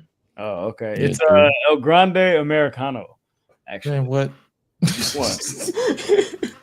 The Chad Gable version? Nah, I think Ludwig wanted. It's the matter of fact, it is the Chad Gable version, but they just gave it to Ludwig because he took over the. Got you. Okay. Nah, they're gonna send Pete Dunne over there. Let's go ahead and push to the main event, which is the NXT Championship match. Ricky Saints is challenging Oba Femi and trying to take that championship from the ruler. Will he be successful? CJ, let us know who your pick is. I got Freeway, Ricky Saints by pinfall. He gets it done. Finally. I was a little scared at first because I don't think he was gonna do it. But then at the end of NXT, while all them niggas was fighting, and he just maneuvered his way through the crowd smoothly, keeping his eye on the prize, and got that belt. I was like, I believed him. I believe. That was your telling moment. Yeah, the talent in the ring and the drive and everything else. That wasn't it. It was just the way that he just snuck down there and was just like, yeah, look at his title. Everybody killing each other in the ring. Yeah, man, it's the focus. You know what I'm saying? The objective. You know what I'm saying? Keeping your eyes on the prize. I'm with you. I'm gonna fuck what's going on up here. Was that Muth? Probably. Excuse me, nigga. So yeah, I'm picking them. I'm going with Oba Femi to retain, and I think we see a different Ricky Saints on the other side of this match. Oh man. Yeah, I ain't gonna hold you. I don't bet against the ruler, but I feel like it's gonna be an upset coming. I'm gonna have to go with Ricky via spear and pin because he ain't picking that big nigga up with a Rochambeau. That's just not happening. Yeah, I got Soul Man, Ricky Saints by pinfall. It's time, bro. It's time. Over, like we you just doing side quests around here now. You just doing side missions. Like you've done everything. Like is he the longest reigning NXT champion at this point, or is he like? I think he's close. I don't know. I think the longest reigning is still might be. Y'all would know better. That's what I'm saying. It's pretty close. Better than me. I'm not sure about that one. The longest reign is Adam Cole. Yep.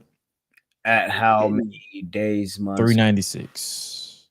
Got you. 396 kayfabe 403. And Oba Femi is at what? Oba Femi, let me look. Scroll. He is currently at 260 and counting. Oh yeah, so you're getting that. You got 100 more days. Hey, that's the only way I see him retaining if they just want him to break Cole's streak. Yeah, that'd be real dirty too, just to keep him around, just to be like, hey, we just need you to break the streak. Like even after he's outworn the title, because like let's be real, like he's outgrown this space, like very much so. Like he has definitely gotten everything that he can get out of being in developmental. It's now time to push him up. to see if he can sink or swim. I'm kind of nervous to see how Triple H books him. But like, yeah, it's like, bro, we taught you everything that we could teach you, bro. Like it's in God's hands now. God's hands. Yeah, we'll see. So we got that. That is No Mercy. So hey, congratulations to Ricky Saints if he wins. Congratulations to Obafemi if he wins. Hey, look, I just hope everybody has fun. I'm sick of all this black on black crime. This is unnecessary. We should love each other. We should support each other. You know what I'm saying? So that's all I'll say on that. Beige versus dark skin never dies. You know what I'm saying? Like we gotta move There you go, beyond. battle. We gotta move beyond this whole colorism stuff. You know what I'm saying? The irresistible force versus the immovable object. Literally. Ben, can you please your letter grade on the design for the AEW Women's Tag Team Championships? As a B minus, I'd put it an A if it had like the white strap on it. Like, but I feel like it's too WWE-ish. You think? But I give it a B. Okay. I like the designs. I like that the belts are actually like they look like they're not like toys or something like that you see on the shelf. Because AEW is notorious for like when they introduce women's titles, they'll be like really like small looking, and so now like these titles actually look like they're proportionate to the women that are holding them. Gotcha. All right. Gresh, what do you think about the AEW Women's Tag Team Championships? Not a fan. It's lazy. They could have did something different with the design. It's lazy. I'm sorry. Why you say they're lazy? Is it too similar? It's too similar to the men. It's too similar to the men. Like you went above and beyond to make it look different for the TBS and TNT title, the AEW World title, and the Women's World title. I'm like, you could have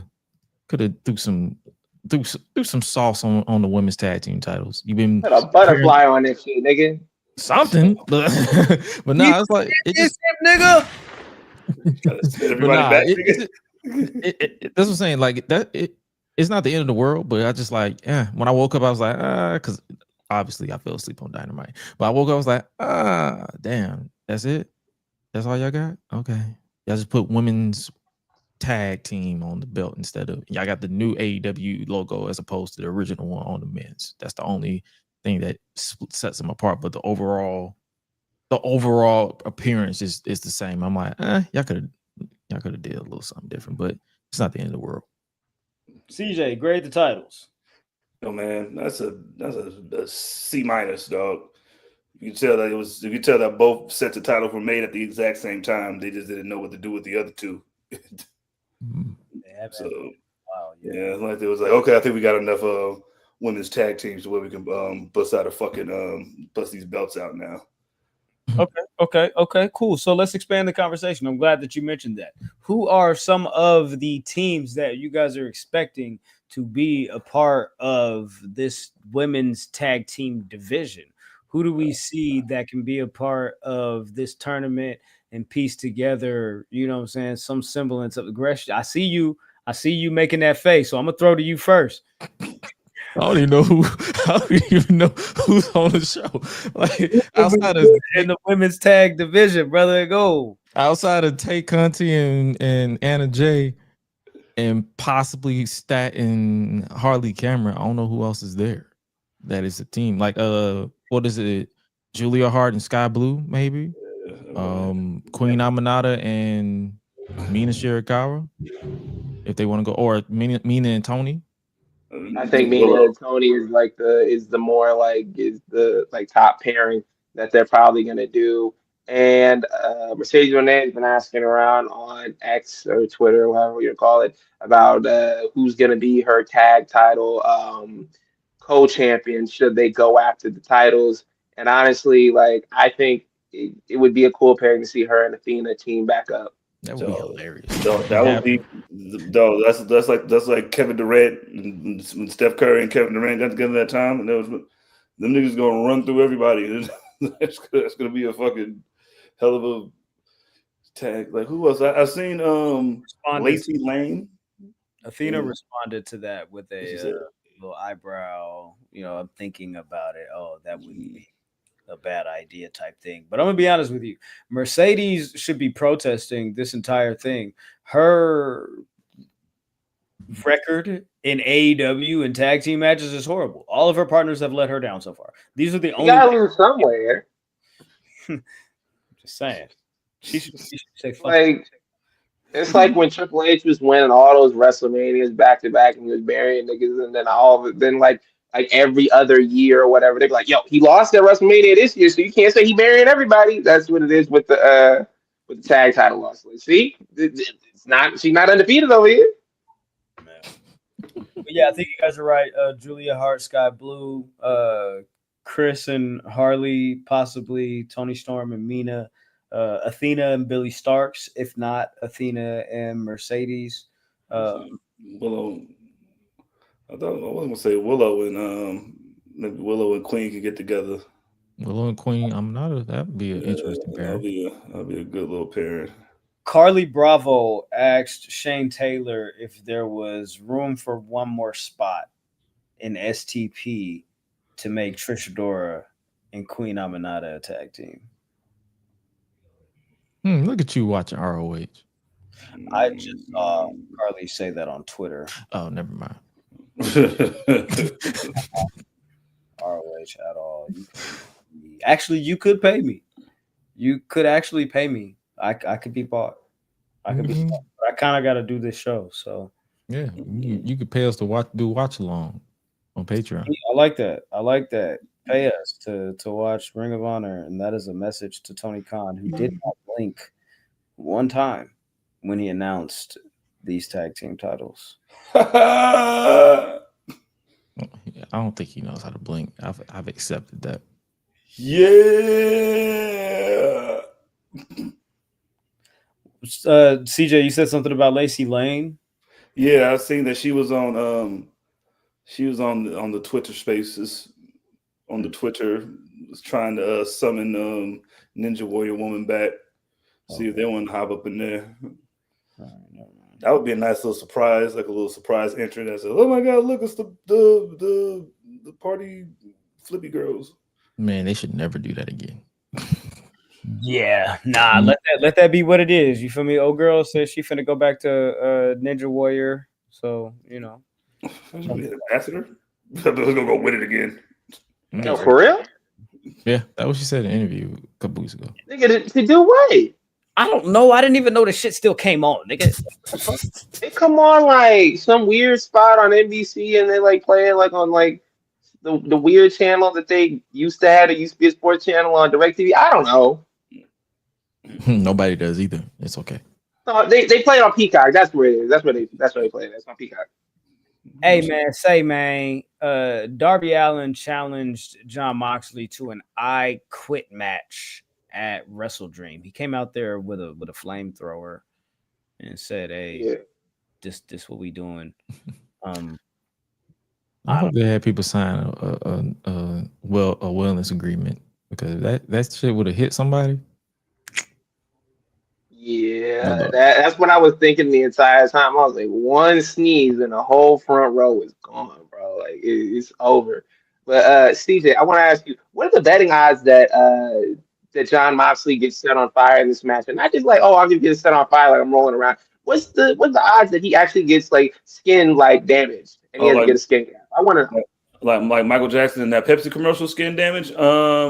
All right, nigga, let's go on. You just had to just like it was right here. You just had to. Yeah, hey man, this is what we're doing, man. Look, he got burnt up already, nigga. You see, that's why he had that look on his face when he saw that flamethrower. He was like, "Oh shit, not again." Man, I think he's gonna get that skin bumbling. Yeah, I give about 62%. You know what I'm saying? What's this at 3-1? 3-1 odds that it happens. You know what I mean? I'm taking the points on that one. I'm taking the points on him getting burnt the fuck up for real. I think it's gonna be just like also like shh. I think he's gonna sit it on there like it just hold it on him too. He already got burnt at All Out and didn't give a fuck about it at all. Like didn't show no type of like selling. He didn't have no tape or nothing. Like, I don't know what you would do to show like burn injuries or whatever, but he looked perfectly fine. Didn't he set his butt on fire? Yeah, it was like his whole like little like because his head was sticking out of the fucking thing, which was kind of fucked up. Like, So he should have been limping or something. yeah, you know, I mean, it was through a bag. I bet that was a strong bag. Probably. I could see him putting him in a coffin and setting the whole coffin on fire, like on some Undertaker. Like Kane and Undertaker. Yeah, kind of slipped through the bottom and some shit like that. Where they looks, he did You something. feel like this is a step back from the coffin match? Like, is this the blow off? Like, we go from a coffin match, like basically a casket match, to an I Quit match. Like, is this good enough? The coffin match should have been the blow off. Why doing shit with fire if they just finna have an I Quit match? Because I think that might be the only way that one of them niggas will quit if they get set on fire. I don't think now. I still don't think Darby gonna say anything. I think he's gonna let himself burn up. He's gonna pop out like Mysterion. You know, I'm at that point now when it comes to Darby's booking. I don't question it no more. Like this, you give me a headache. I give up. I asked Ben the other day on our WrestlePalooza All Out recap. By the way, we did 3 recaps this weekend. Make sure y'all tap into them if you ain't tapped into them. That's fucking crazy. It's unheard of. I don't know why the fuck we did. We're just trying to work out here, man. I don't know. It is what it is. But yeah. So I'm trying to figure out what the fuck can Darby do to get suspended, to get reprimanded, to get fined, to get something, because Tony Khan just allows this shit to happen on his wrestling program, and he is terrorizing talents. I ain't not scared for your life right now. Dog had to pull out a gun. This nigga's literally running around with a You gotta pull out a gun at this point. You might have to pull out a gun. Like, you might have to pull out the switch on this nigga. Either that or like one of them like Acme like bombs or whatever. Just like hand it to him and just like walk out. Like it's gonna be something like that. Like honestly, like bro, on it, just bro, throw Darby off of the stairs again and just throw a bomb this time to make sure he stays dead. That's what it's gonna have to be. You got to strap that nigga to a rocket or something, man. Like strap him to a rocket and Just launch that nigga. Just launch that nigga into orbit, nigga, until it goes.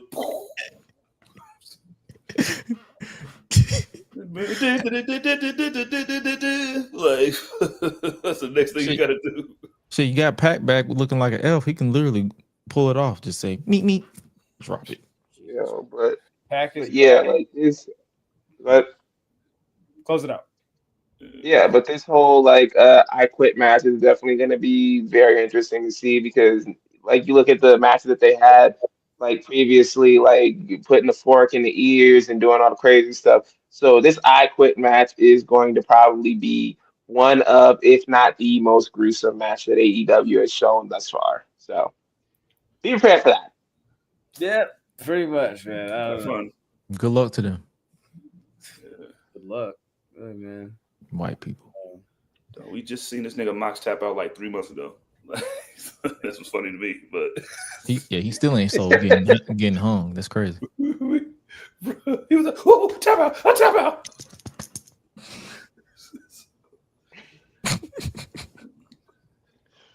Let's move on. MJF is taking a break. He said that he's not coming back until he's like the most dangerous version of himself that he could possibly be. So he's finally going on that honeymoon. Yes, and he's gonna go finish his movie.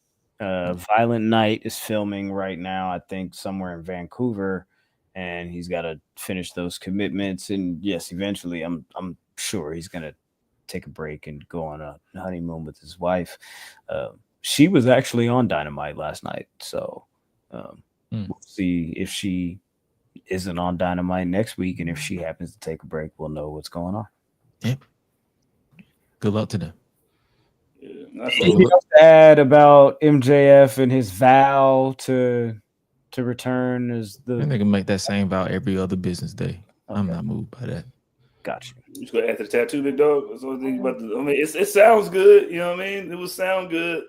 Like, I mean, it sounds like, yo, yeah, son. I'm gonna pick you up this weekend, and we're gonna go to the movies, and we're gonna. I'm finna get triggered. Let's not do that. Oh my god! Wait. Like, oh my god, man! Like, why are you making promises that you can't keep, bro? You're gonna just turn back into the same person that you were. I'm not gonna lie, I was moved. I was definitely moved because he said stuff in there that he had said before. Like he had the problem where he's like, "Yo, I got to be more evil." Like I've been slacking. Like where he said like the friendship with Adam Cole made him soft. So he's given a promo that's similar to this before like, a couple of times. But the thing that got me was he kind of like he sat down, he kind of broke it down more. He's like, I don't even feel like I'm MJF. I feel like I am a caricature of myself. He said, I feel like I'm playing MJF. So that part really stuck out to me because that's been something that I said on this show about him. It just feels like he's trying to get back some of that that kind of buzz that he had back in 2022, 2023, like around that time. Because ever since he's come off of the world title run and came back, it hasn't been the same wave. It just feels like he's just been stopped a lot. And lately, like this would be like his second break with AEW in like some time. So it's just like, the start and stop or whatever is kind of like getting kind of rough. So like if he's stepping away, I'm 100% cool with it to really get yourself together, hone in on the character you want to be, hone in on what made you special before and what made you stand out, and just get back to that. Because he's been trying to balance like the acting and the wrestling and the other things that he's doing on the side. And I like to see it when he's just like committed to one thing, like, and that's the wrestling. So if he has to do all that stuff, get it out the way to come back and like really like clear his head to be 100% locked in, take all the time you need. Gresh, what do you think? Yeah. Good luck. Yeah, I agree. Like everything he just said, but I'm just like, do something different, honestly, when you come back. Because if you're just gonna come back just to yell in my face, then I don't care. Because I've mastered toning people out. It's interesting that you say that because he did mention in that promo, he said, I don't even have the energy to yell. I'm like so disappointed in myself. I'm not angry enough to yell about this. I just, what I'm saying, like he had a different tone to it. So I'm interested to see what happens, but at the same time, I'm not interested because I don't know how much range he has. So we'll see when he gets back. There you go. We'll see when he's back. So what will we see when Adam Copeland gets back? Because he pretty much said the same thing this week after what happened to his wife, Beth Copeland. Yeah. And she got a spike pile driver. We just met her and she got hurt. And we supposed to feel sympathetic. Okay. Why you think this happened to your wife? FTR's promo on this was really funny. I think it was like Dax was like, "Hey, bro, like I like my vision was blurry. I grabbed her. I thought she was Cope. We did that on accident, but you shouldn't have had her out here, bro. Like that's on you. So you got to carry that blame yourself. Because I wasn't the one that told her to come out there. Like that's not on me. That's on you." Just very just like a masterful way of just like going about it. So I really like the spin they put on that promo. The nigga said my nose is broken and you hit me in my broken nose. I was just trying to check my friend when you was attacking him, and then when you hit me, my nose got bloodied and my eyes teared up and I couldn't see, and I thought you was your husband, so I accidentally dropped you on your head. Even though y'all both built different, that's what make it even more fun. I thought we was handcuffing you to the rope. She bigger than that nigga. Yeah, on this day. Yeah, true. Yeah. You can tell Dax country as hell because he said, "Yo, you watered my eyes." I was like, "Yeah, like you country as hell, bro." This the same nigga like, I love my wife. Yeah. He was like, my old lady would know better than to get up in there. You know what I'm saying? Seem like you're not the one that's the head of your household like me. I wear the preachers in this house.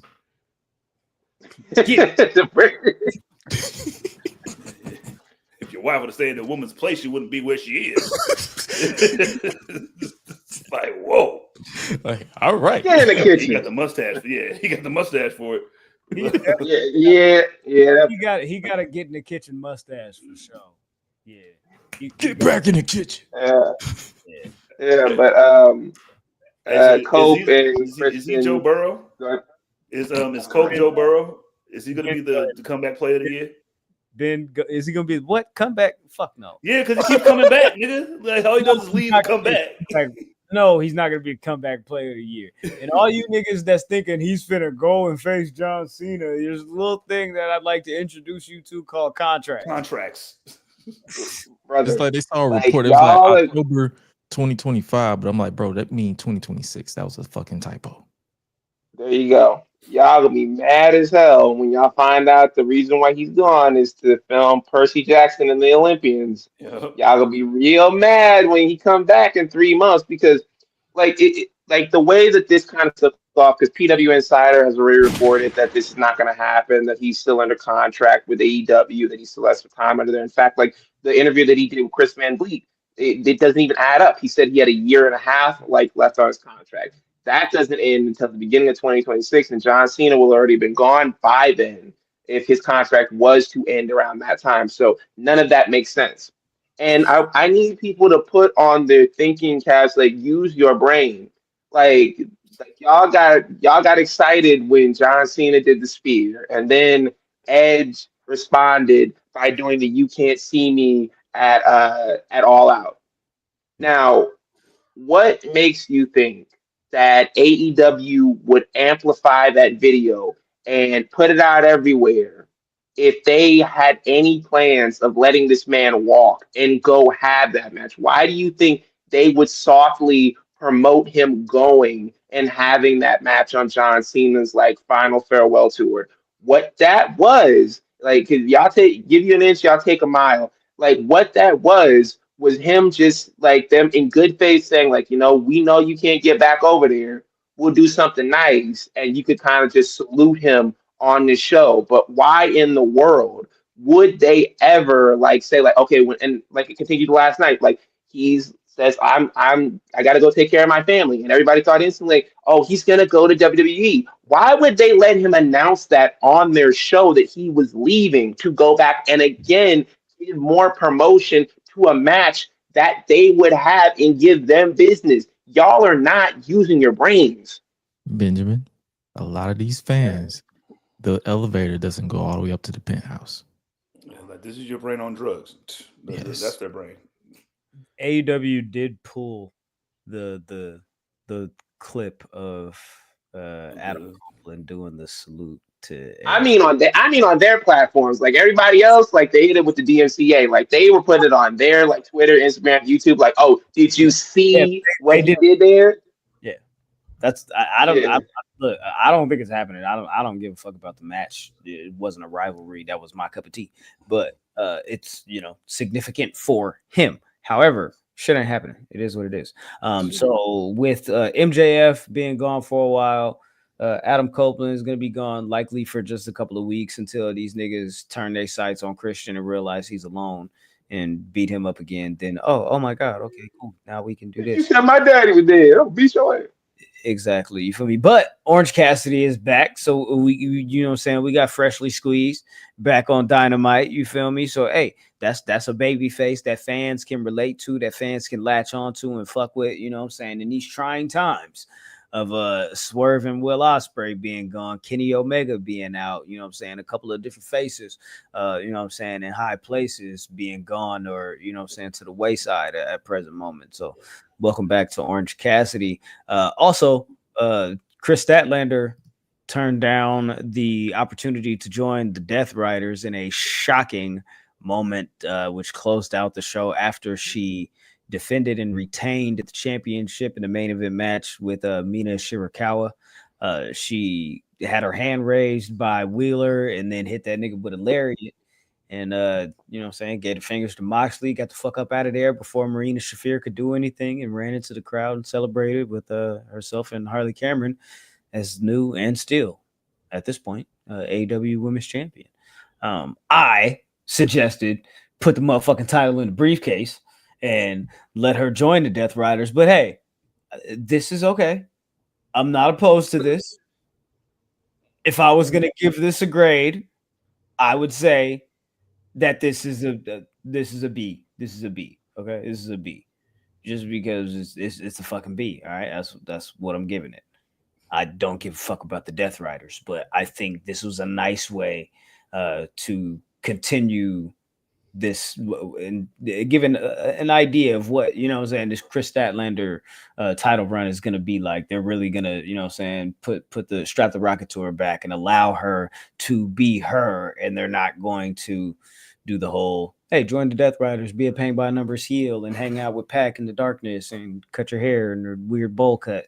You know what I'm saying? So I'm glad that they're not doing that. So salute to Chris Statlander. Any thoughts on this whole Chris and Death Riders thing? You guys good? Seems real Roderick Strong to the Undisputed Era-ish to me. She's going to get there eventually. They're delaying it. I think they're just trying to draw it out. You know what I mean? Or yeah, I think they're gonna make her. They could use this to double back and eventually link her back up with Willow Nightingale, and they win the tag titles. I was gonna say or the swerve nigga, and then Willow joins and turns on her, and then boom, title program. Or she joins back up with Willow and sacrifices her to join the Death Riders. I mean, there's a bunch of ways you can spin. Yeah, like she sacrifices her. It's like, yo, man, look. They said I had to bring a body if I was gonna join. Wheeler Yuta couldn't cut it. Yeah, I threw Yuta there already, but they was like, nah, somebody for real. And I was like, damn. That's hilarious. So I don't know, man. Maybe they are delaying it. I personally think if they did this, they shouldn't go back that direction. But it is what it is. Hangman defeated Lee Moriarty in an open challenge, so that happened. And then, of course, we already talked about the AEW Women's Tag Titles. So there's that. Let's bring up the PWI list for 2025. Standing at the top of the mountain for Pro Wrestling Illustrated, the 35th annual issue is none other than the undisputed WWE champion, Cody Rhodes. Back to back. Yeah, back to back. You feel me? What do we think about this list? You feel me? CJ, have you seen the top 10? What do you think about how this whole thing played out? Yeah, I think Cody, you can't go wrong with Cody at number one. You know what I'm saying? You know what I mean? So I wasn't really surprised by that. Mox at 2. You feel me? Seth. You know what I mean? Like that's not a bad. You know what I'm saying? Not a bad little. Jay Uso was there, and I was like, yeah. He, for the year that he had, he deserved to be up there. I've seen a lot of people mad about that shit. Hey, guess what? You know what I'm saying? He's there because he had a great year, and he sold 450 million shirts. So I'm not really, I didn't really have a problem. I didn't really have a problem with the list. You know what I mean? Or the order of the list. You know what I'm saying? It felt like they were kind of like in the right. You could have had some people. You know what I mean? I'm saying switch some people here and there, but the 10, like it looked good to me. Like Gunther should have been there. Like yeah, I was with it. Cool. So for those that didn't see the list, the top 10 is as follows. And we're going to go from 10 down to 1. At number 10, Will Ospreay. 9, Mystico. Then we have Seth Rollins, Swerve Strickland, Jey Uso. At number 5, Hiroki Goto, Hangman Adam Page, Gunther, Jon Moxley. And at number 1 is Cody Rhodes. Ben, go ahead. Hey, man. Shout out to Hiroki Goto. I didn't know my man was still getting down like that, man. Congratulations, bro. I didn't know you were still moving like that out here, bro. Much love. But I'm not mad at Cody getting the number 1 spot. He had a hell of a year, even though he lost the title. The climb back is what put him in contention with that, and him winning like the King of the Ring and winning the title. It's almost impossible not to have him in that slot because like he has done a lot. Like even though he lost the title at WrestleMania, he has been consistent. even in like his absence, like even now, like he has been like people like where's Cody, where's Cody, where's Cody? Like he has like an impact like a lot that some people don't want to acknowledge, some people want to downplay. I'm not mad at John Moxley at number two. John Moxley is like that's a sleeper number two because he like the I'm gonna be honest with you, that run with the AEW title that he had, like I wasn't a fan of it, but he was holding it down. The matches were solid. I give him that. Like I wasn't always a fan of what they were doing storyline wise, but I feel like this is a really solid top 10. Like you really can't argue a lot with this because everybody has their accomplishments. Everybody is it's sound. It's very sound. Gresh, rate the top 10 or grade the top 10. Sorry.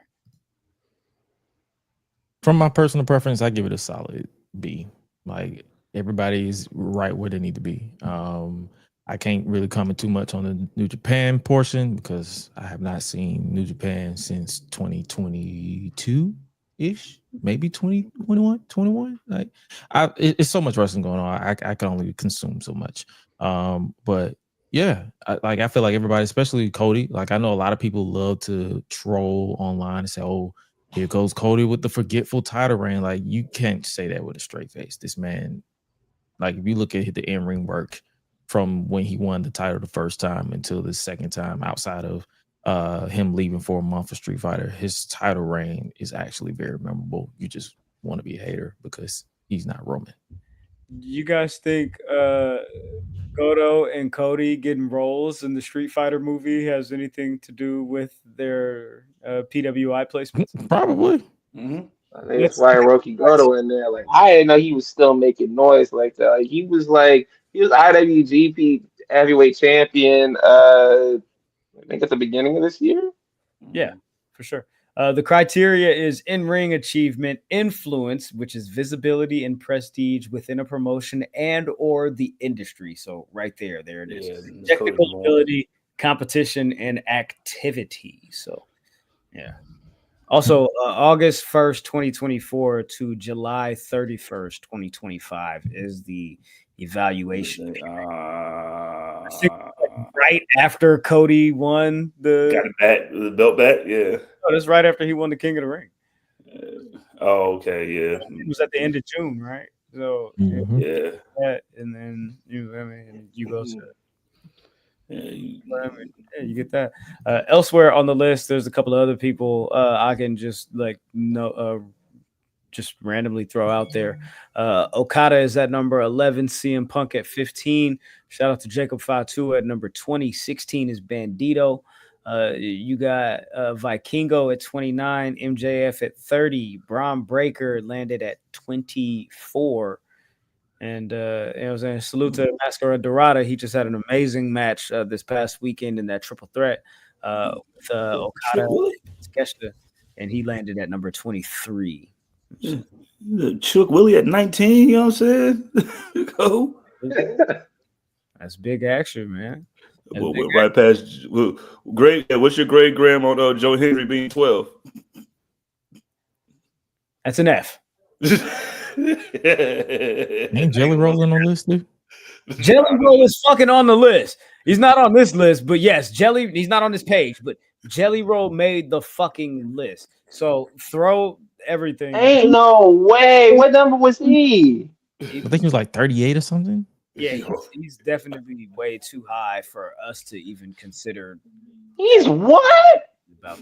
Yeah, with one match, he jumped up and he made it to 38 because of relevancy and in-ring achievement, influence. I'm on here at 38.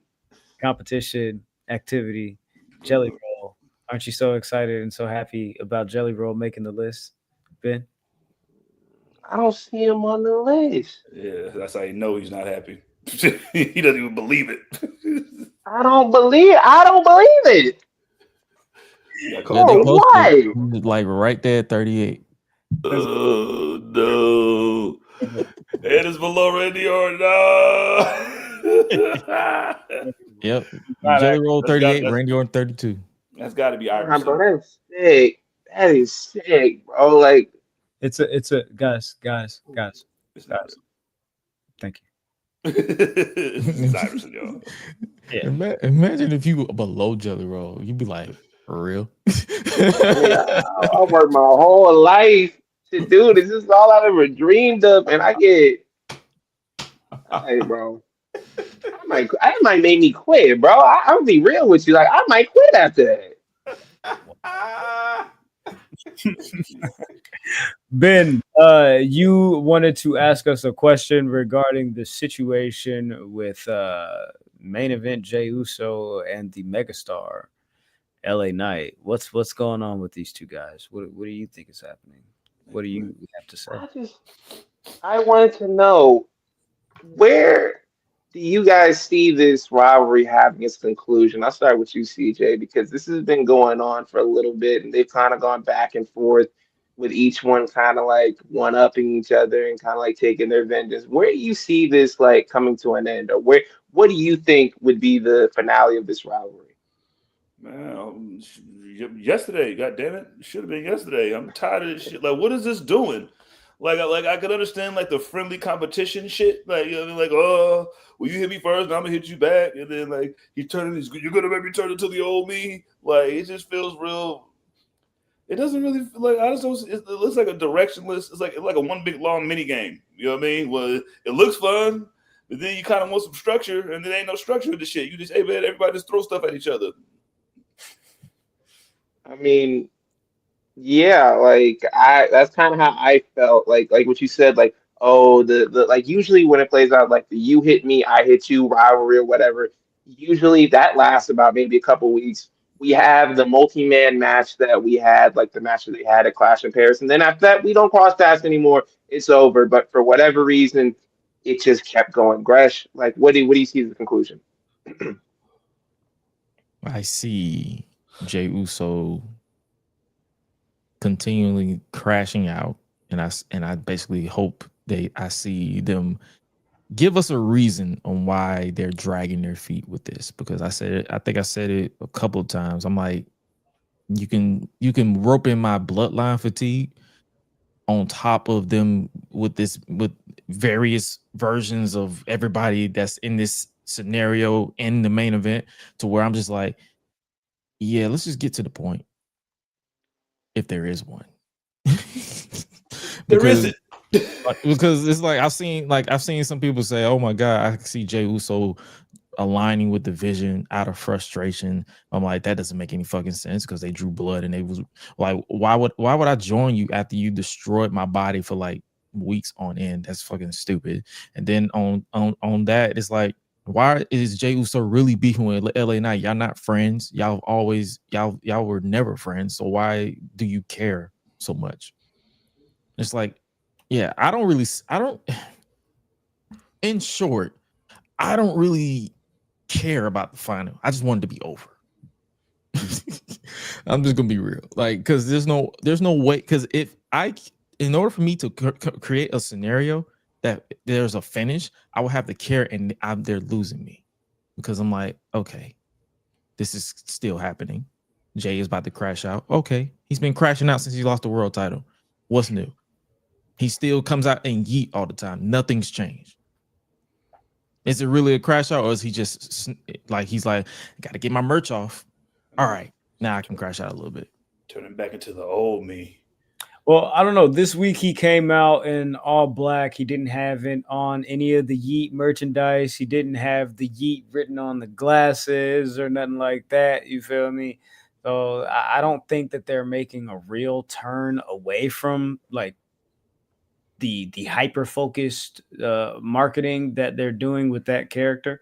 But I do think that they are kind of toying with the layers of who he is right now. I think maybe this determines which one of them gets into the Survivor Series match, and I think that's based on fan reaction and how like they kind of perceive this situation, because I think they're going to give the fans an opportunity to figure out, like, does this situation turn Jey Uso heel? Does this situation turn LA Knight heel? Does it just kind of give one of them a little bit more edge? Or, what is this? And even if they turn LA Knight heel, he's literally going to be the same character, because he was this character as a heel. That part. Yeah, man. Why can't two good guys just not like each other? I like that too. So, and honestly, now that I really think about it, the reason why I couldn't come up with a conclusion is because I feel like I'm on the part where, hey, let's beef, but let's not change anything. Like, just I don't like you just because. Yeah. We need more of those type of stories. I like that. Okay, cool. Anything else, guys? Nah, that's all good.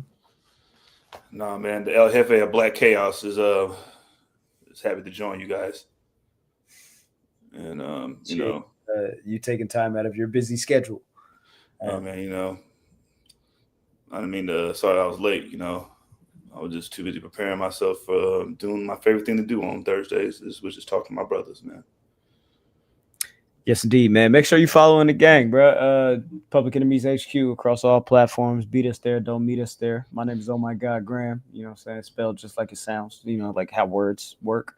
So, yeah, do that, and I'll maybe respond. Maybe. Use words. Yeah. The champ. Follow me at that's me. _that's _me with 2 E's. You know what I mean? Your champ, everybody's champ. And most importantly, Ben's champ. So, yeah.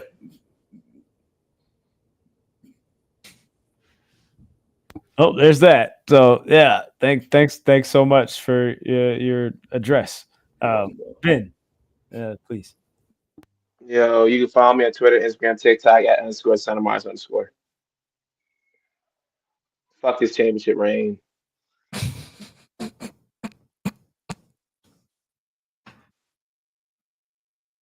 Man. I need it back. Gresh, if you wouldn't mind, take us home, brother.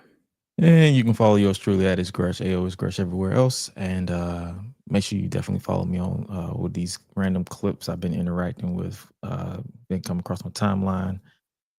Someone told me, I think it was my brother or my sister, said, hey, just start reacting to it because you be showing me shit. Just react to it. And I've been reacting to it. And stuff's been crazy. But yeah, make sure you tap into that. Tap into Gresh Unleashed Pod every Tuesday. Whatever we don't talk about here, we talk about there because it's a family affair as always. Jizzle's the champ over here. I'm the champ over there. I like to throw it in my guy's face over there, but nevertheless, we showered in gold around here. Yeah. We got you. We got this piece. Hey, man, and tap in with the squadron next week. We'll be right back at it. But until then, you know how this goes. Take care of yourselves and each other. Have a good weekend. Deuces. Champion.